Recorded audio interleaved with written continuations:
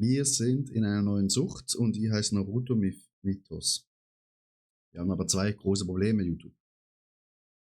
Nämlich, Problem Nummer eins, es gibt nirgendwo ein gutes YouTube-Video auf Deutsch, glaube ich, wo es erklärt. Vielleicht gibt es das auch jetzt schon. Ich habe es immer auf Englisch gelernt, plus auf einer Spielseite, wo ich euch jetzt gerade zeigen werde, wo ihr das auch lernen könnt. Plus ich gebe euch schon mal die ersten paar Tipps. Ich erkläre das Spiel eigentlich so schnell wie möglich, dass ihr kurz gucken könnt und vielleicht schon mal den ersten Aha-Effekt bekommt. Plus ich werde auch nächsten paar Tage, also dieses Video kommt jetzt am Freitag, dann am Sonntag kommt ein Gameplay und dann seht ihr mal ein Spiel kommentiert mit allen Zügen. Und das zweite Problem ist, es gibt nirgendwo Karten zu kaufen, weil alles weg ist. First Edition. Plus, die haben zu wenig geschickt. Die Läden haben eigentlich nur die Hälfte bekommen. Darum sitze ich auch zu Hause mit dem zwei, weil ich habe eigentlich doppelt bestellt, damit ich es zweimal aufmachen kann. Also je eins, ne? Und eins ziehen lassen kann, weil First Edition. Jetzt muss ich halt warten, bis die nächste Lieferung kommt. Ja. Aber ich habe ein paar Turnieren teilgenommen. Könnt ihr vielleicht auch gucken, ob euer Cardshop in eurer Nähe Turniere anbietet. Und da bekommen wir, also beim ersten Turnier haben wir 5 Booster bekommen, damit man ein Deck bauen kann fürs Spiel, weil es braucht 30 Karten und 3 Missionskarten. Und ja, mit den nächsten Turnieren sind immer wieder Karten, die dazukommen. Damit wir sogar einmal was gewonnen haben und die Gara-Gewinnerkarte bekommen haben, was auch richtig nice ist.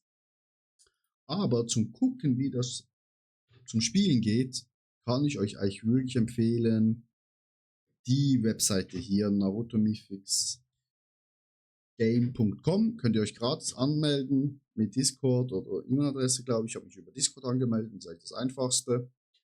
Und hier könnt ihr euer Deck bauen, könnt aus allen Karten aussuchen, auch Missionskarten gibt es da. Da gibt es schon unendliche andere YouTube-Videos, was für Decks gerade die besten sind, wo alle gerade spielen. Das Wichtige ist einfach, wenn ihr ein Deck baut, damit ihr sicher kostengünstige Karten habt und auch Karten habt, wo kostengünstig sind und Effekt haben. Ich hoffe, ihr hört jetzt nicht meinen 3D-Drucker gerade, sonst kann ich das Video nochmal machen. Aber wisst ihr was, das ist der 4. Anlauf schon, ich lasse es einfach. Das nervt mich schon.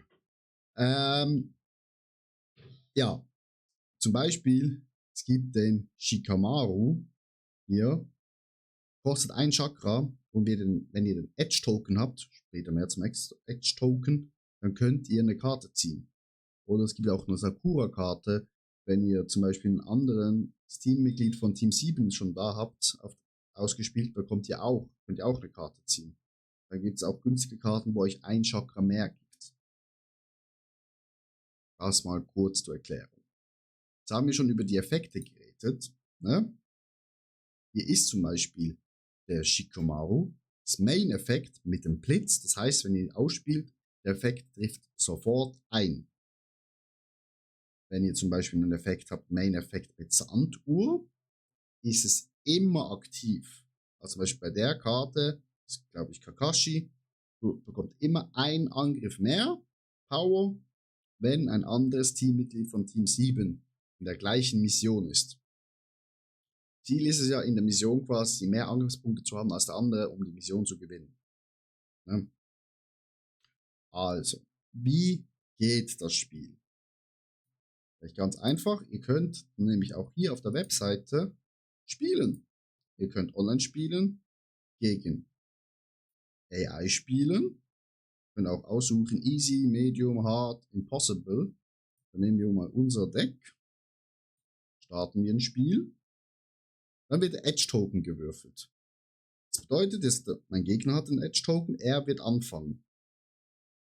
Nachher wird es immer so sein, der Edge-Token wandert immer zu dem Spieler, wo zuerst sagt quasi im Spiel, ich kann nicht mehr. Also ich bin fertig. Weil immer, ihr legt eine Karte, der Gegner ist dran und dann geht es immer so hin und her. Und wenn ihr als erstes sagt, ey, ich kann nicht mehr, ich höre auf, bekommt ihr den Edge-Token und könnt dann in der nächsten Zug quasi spielen. Am Anfang bekommt ihr eben 5 Karten. Ihr könnt gucken, ob die Karten euch passen. Ihr könnt sie auch nochmal redraften. quasi nochmal ins Deck, nochmal 5 Karten ziehen. Wenn ihr zum Beispiel jetzt nur richtig Charakterkarten bekommen habt, die hoch in Kosten sind. Weil am Anfang braucht ihr tiefe Karten. Also hier ist gerade so, darum ziehen wir nochmal neu und jetzt haben wir zum Beispiel günstige Karten bekommen. Dann können wir zum Beispiel die Sakura spielen. Zack, in Play. Sakura würde uns erlauben, nochmal eine Karte zu ziehen, wenn wir zum Beispiel Naruto spielen. Zack. Aber es ist halt der Main-Effekt. Das bedeutet, wir hätten zuerst Naruto spielen sollen und dann erst Sakura. Dann können wir jetzt nochmal eine Karte spielen. Und dann spielen wir den Ebisu verdeckt, weil verdeckte Karten geben euch auch ein Chakra für die nächste Runde. Jede Karte, die ihr gelegt habt, bekommt ihr ein Chakra mehr. Dann passen wir und wir haben jetzt die erste Mission gewonnen. Das bedeutet, wir bekommen 1 Punkt, weil es die erste Mission ist, plus 2 Punkte von der Missionskarte und der Effekt ist hier jetzt, dass alle unsere Karten plus 1 Angriff haben. Hier ist der Effekt Power-Up 2 als Charakter in Play. Also hier kann man eine Karte, wo im Spiel ist, quasi upgraden mit 2 Punkten. Jetzt spielen wir, weil wir anfangen, spielen wir mal hier. Konomaru. Jetzt konnten wir eine Karte ziehen. Jetzt ist der Gegner dran. Der haut gerade eine richtige Bombe rein, der Einschwänzige. Jetzt haben wir hier schon 16:7. Wird wahrscheinlich schwer zu gewinnen, aber wir setzen trotzdem unseren Konomaru nochmal rein, damit wir nochmal eine Karte ziehen können.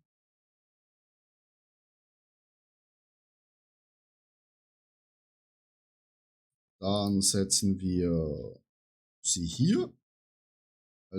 Von Shizune bekommen wir ein Chakra mehr. Dann setzen wir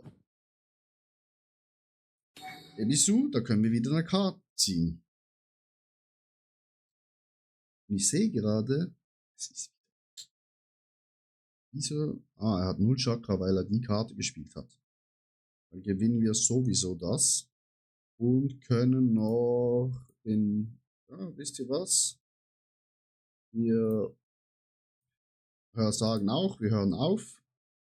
Und jetzt können wir ein Charakter 2 Angriffspunkte mehr geben. Und wir sagen, wir geben es Naruto. Das hat er plus 2.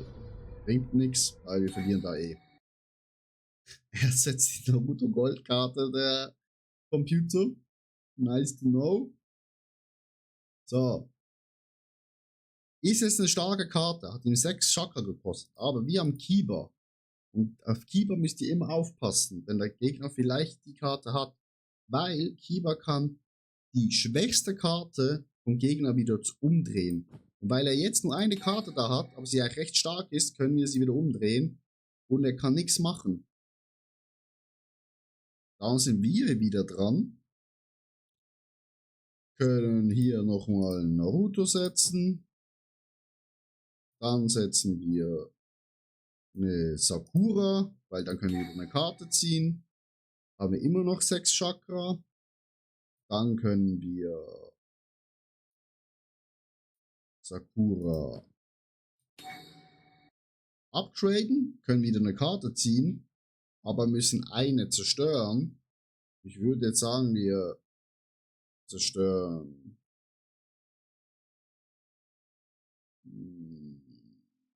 ja, sie, weil die Chakra sind wir eh schon komplett drüber. Und dann aktivieren wir ihn noch, können nochmal eine Karte ziehen. Und dann haben wir noch 2 Chakra übrig, aber passen jetzt, weil wir gewinnen eh die Mission und die Mission und er gewinnt halt die Mission. Bekommt hier 3 Punkte, aber wir bekommen hier auch 3 Punkte plus 4 Punkte aus der Mission und sagen, okay, wir sind fertig. Zack. Können wieder hier 2 Punkte zum Beispiel unserem Naruto geben, können eine Karte ziehen, weil wir die Mission hier gewonnen haben.